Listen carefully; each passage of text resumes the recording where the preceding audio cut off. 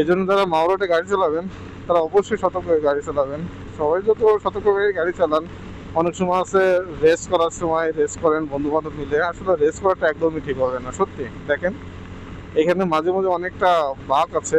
এই বাঁকে যদি আপনার স্পিডে যদি আপনি ঘুরাইতে না পারেন, যেমন আপনি 90-100তে যদি আপনি স্পিডে থাকেন, অনেক সময় গাড়ি ভেসে যায়। হ্যাঁ, ডাবল থাকলে একটু গাড়ির মাটির সাথে ইয়ে হয়ে চলে, তাছাড়া এমনি ভেসে যায়।